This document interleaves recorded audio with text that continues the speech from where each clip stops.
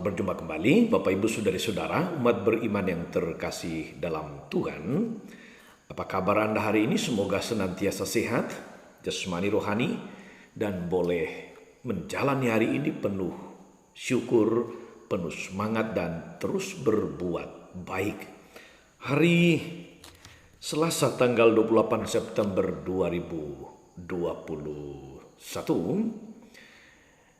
dalam Injil nanti saudari-saudara, kita akan mendengar Yesus yang sedang dalam perjalanan menuju Yerusalem. Dia akan melewati daerah Samaria, tetapi orang-orang Samaria menolak dia. Mengapa dia ditolak? Bagaimana reaksi para murid dan reaksi Yesus sendiri? Itu yang akan kita dalami dalam permenungan nanti. Namun marilah kita terlebih dahulu mendengarkan firman Tuhan dari Injil Lukas bab 9 ayat 51 sampai 56. Dalam nama Bapa dan Putra dan Roh Kudus. Amin. Ketika hampir genap waktunya diangkat ke surga, Yesus mengarahkan pandangannya untuk pergi ke Yerusalem. Diutusnya beberapa utusan mendahului dia. Mereka itu pergi, lalu masuk sebuah desa orang Samaria untuk mempersiapkan segala sesuatu baginya. Tetapi orang-orang Samaria itu tidak mau menerima dia, karena perjalanannya menuju ke Yerusalem. Ketika dua muridnya yaitu Yakobus dan Yohanes melihat hal itu, mereka berkata, "Tuhan, bolehkah kami menurunkan api dari langit untuk membinasakan mereka?" Tetapi Yesus berpaling dan menegur mereka. Katanya, "Kalian tidak tahu apa yang kalian inginkan. Anak manusia datang bukan untuk membinasakan orang, melainkan untuk menyelamatkannya." Lalu mereka pergi ke desa lain. Demikianlah Injil Tuhan. Bapak Ibu Saudari-saudara, umat beriman yang diberkati oleh Tuhan kita Yesus Kristus. Sekali lagi kita mendengar tentang Yesus yang dalam perjalanan menuju ke Yerusalem. Dikatakan di awal perikop Injil tadi, Yesus mengarahkan pandangannya ke Yerusalem.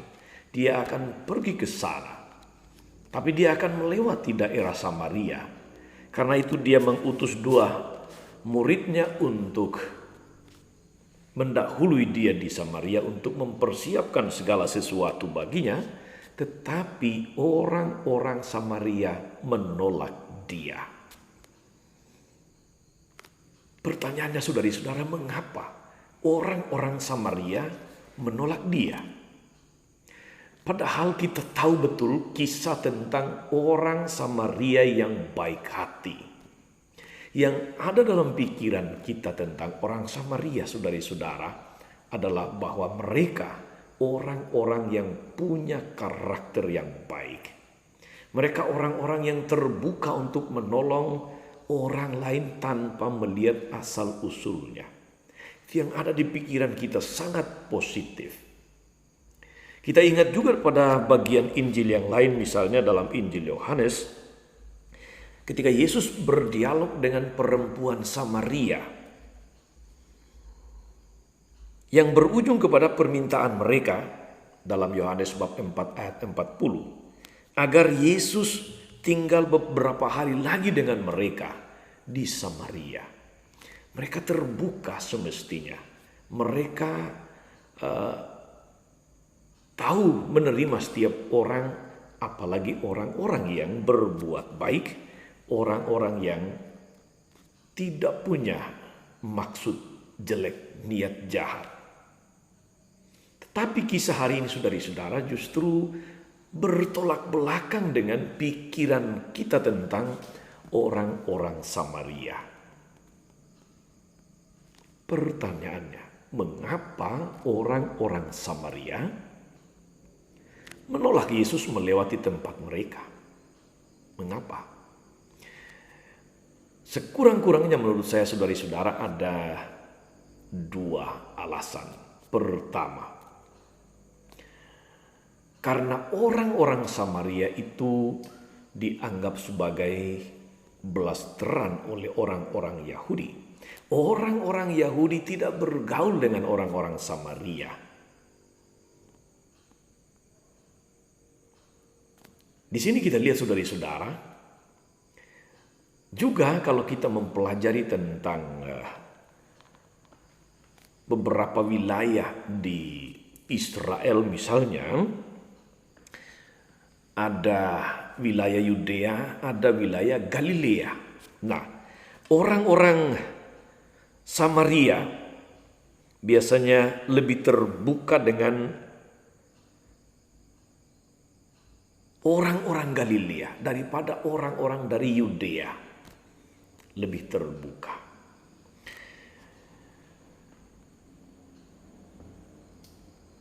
Mengapa mereka lebih terbuka dengan orang-orang Galilea? Karena orang-orang Galilea masih bisa menerima orang Samaria, tetapi orang Yudea selalu memandang rendah orang-orang Samaria. Nah, sekarang ketika Yesus akan berangkat ke Yerusalem, kita tahu saudara-saudari tujuannya dia akan pergi beribadah di Yerusalem. Sementara orang-orang Samaria mereka beribadah di Gunung Gerizim. Ketika dia akan menuju ke Yerusalem dan melewati tempat Samaria, kita tahu Yerusalem ada di Yudea dan orang-orang Yudea dianggap musuh oleh orang-orang Samaria. Maka ketika Yesus hendak menuju ke Yerusalem untuk beribadah di wilayah musuh mereka, maka seakan-akan berlaku saudara-saudara prinsip ini. Maksud saya adalah bahwa sahabat dari musuhku adalah musuhku juga. Sekalipun mereka sebetulnya tidak punya masalah dengan Yesus, tapi karena dia menuju ke Yerusalem di daerah Yudea untuk beribadah, untuk menyelesaikan karya misinya, mereka lalu menganggap Yesus sebagai musuh juga karena dia menuju ke Yerusalem. Bapak Ibu saudara-saudara, umat beriman terkasih, terhadap peristiwa ini, reaksi para murid sangat-sangat manusiawi, bisa kita mengerti.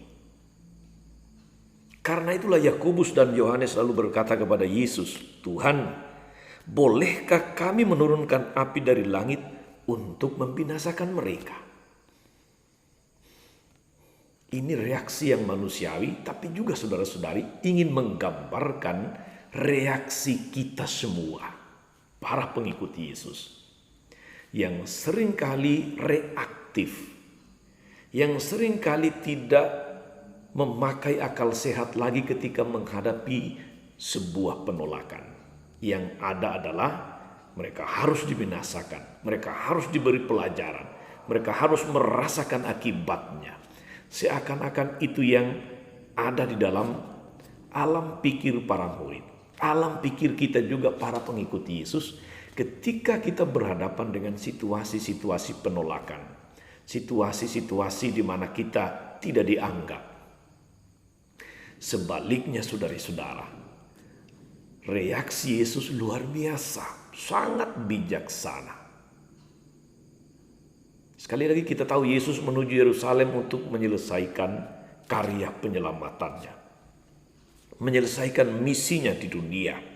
Karena itu terhadap pertanyaan murid-muridnya, Yesus berpaling dan menegur mereka. Dia katakan, "Kalian tidak tahu apa yang kalian inginkan. Anak manusia datang bukan untuk membinasakan, melainkan untuk menyelamatkan." Saudara-saudara, umat beriman terkasih dalam Tuhan, Apa pesan atau inspirasi firman Tuhan yang bisa kita petik dari peristiwa, dari perikop Injil di mana Yesus ditolak di Samaria ketika dia menuju ke Yerusalem, saudara-saudara.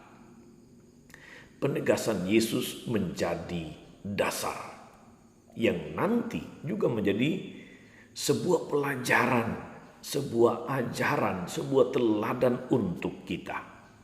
Anak manusia datang untuk menyelamatkan, bukan untuk membinasakan. Itu artinya saudara-saudara bahwa Yesus ingin mengajarkan kita sebuah pelajaran yang sangat mahal. Bahwa berhadapan dengan orang-orang yang menolak kita. Di dalam siara hidup ini, dalam perjalanan menuju ke Yerusalem surgawi, menuju akhir hidup kita akan menjumpai macam-macam penolakan. Kita akan menjumpai macam-macam pertentangan. Jangan memimpikan bahwa Anda menjadi pengikut Kristus, Anda menjadi orang Katolik, lalu segala sesuatu menjadi baik-baik saja. Tidak. Apa yang kita saksikan dalam pengalaman kita, dalam dunia saat ini saudara-saudara, di Indonesia saja, kita lihat bagaimana sebagai kelompok minoritas, katakanlah begitu, bagaimana perlakuan terhadap gereja, terhadap orang-orang Kristiani. Tidak mudah saudara-saudari. Ada banyak tempat di mana untuk bangun rumah ibadah saja susah meskipun negara menjamin hak untuk beribadah. Faktanya tidak selalu mudah untuk membangun rumah ibadah. Banyak penolakan, demo, ada yang mengkonsolidasi orang untuk menolak dan sebagainya. Itu salah satu contoh.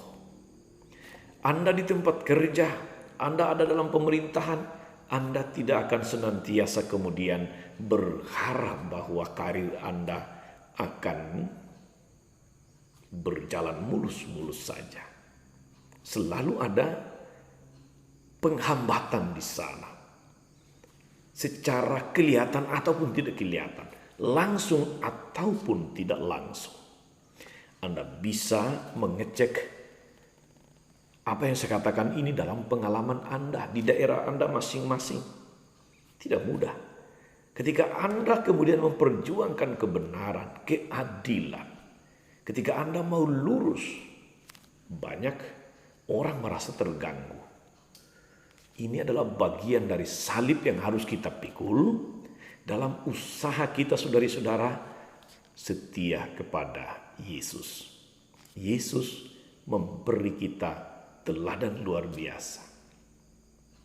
Jangan membinasakan mereka. Jangan melawat mereka. Tetapi doakan mereka, ampunilah mereka. Ingat khotbah di atas bukit. Yesus meminta kita untuk mengasihi musuh, mendoakan orang-orang yang berbuat jahat terhadap kita. Apakah ini mudah saudara-saudara? Tidak mudah. Mendoakan orang yang baik-baik saja belum tentu kita lakukan, apalagi mendoakan orang-orang yang berbuat tidak baik terhadap kita. Tapi ini harus kita lakukan saudara-saudara karena ini bagian dari memikul salib Kristiani kita. Kalau satu jalan terbuka, jangan mengutuk orang yang membuka jalan, yang menutup jalan. Lihatlah, ada banyak jalan lain menuju ke tujuan. Jangan menghabiskan energi, segala daya hanya untuk memaksakan diri pada satu jalan yang tertutup. Ketika satu jalan tertutup, Tuhan membuka jalan-jalan yang lain. Ingat kata-kata Yesus tadi, Anak manusia datang bukan untuk membinasakan, tetapi untuk menyelamatkan. Lalu mereka berjalan melalui desa yang lain. Desa Samaria tertutup, no problem, tidak apa-apa. Ada desa lain yang bisa dilalui. Ibaratnya banyak jalan menuju ke Roma.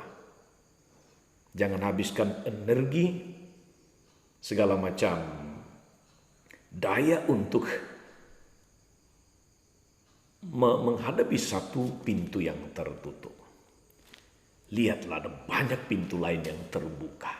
Ini sebuah teladan, sebuah ajaran penuh kebijaksanaan yang diajarkan Yesus kepada kita, supaya sebagai orang-orang Kristiani kita jangan menghadapi penolakan dengan amarah, dengan kekerasan, dengan memelihara konflik. Tapi justru kita harus membuka jalan damai, tidak mencari masalah. Saudara-saudara, itu bukan berarti bahwa kita pasif saja, tentu saja tidak. Tapi kita diajak untuk melihat ada banyak jalan lain, ada banyak solusi lain, ada banyak peluang lain yang bisa kita gunakan. Termasuk di dalam usaha untuk memperjuangkan keadilan, memperjuangkan kebenaran. Kita tempuh cara-cara yang baik, cara-cara yang Kristiani. Selamat beraktivitas hari ini saudara-saudari. Teruslah berbuat baik. Jangan kendor. Gaspol. Tuhan Yesus memberkati. Maria Bunda selalu menolong, setia mendoakan kita semua. Amin. Tuhan Yesus Kristus, kami bersyukur untuk segala berkat-Mu yang boleh kami terima. Terima kasih untuk ajakan dan ajaran-Mu yang luar biasa hari ini untuk kami. Bahwa berhadapan dengan penolakan, kami tidak boleh reaktif, kami tidak boleh marah, kami tidak boleh mengancam, kami tidak boleh menggunakan kekerasan, tapi melihat jalan lain, melihat peluang lain yang Engkau tunjukkan, yang Engkau buka. Semoga dalam segala macam pengalaman interaksi dengan orang-orang lain, kami senantiasa berusaha untuk menjadi orang Kristiani yang baik, yang senantiasa memelihara damai sejahtera dan bukan konflik dan kekerasan, yang berusaha untuk senantiasa menghayati setiap pengalaman sebagai bagian dari salib yang harus kami pikul dalam mengikuti Engkau. Berkati Tuhan untuk setiap orang, setiap kelompok para pengikut-Mu yang mungkin mengalami penolakan ketika membangun rumah ibadah, ketika beraktivitas sosial kemasyarakatan. Semoga mereka tidak menyerah, tidak putus asa, tidak kehilangan semangat untuk terus berbuat baik, menemukan jalan-jalan yang lain, cara-cara yang lain untuk menghayati kemuritan, untuk menghayati imannya di hadapan-Mu. So, Engkaulah Tuhan dan pengantara kami sepanjang segala masa. Amin. Saudari-saudara sekalian, berkat Allah turun atas saudari-saudara. Atas mereka yang kita doakan atau kita janjikan doa, mereka yang sakit dan menderita. Segala rencana, karya dan pelayanan kita sepanjang hari ini, Bapa dan Putra dan Roh Kudus. Amin. Jangan lupa like, subscribe, nyalakan lonceng notifikasinya. Salam 52, Tuhan memberkati.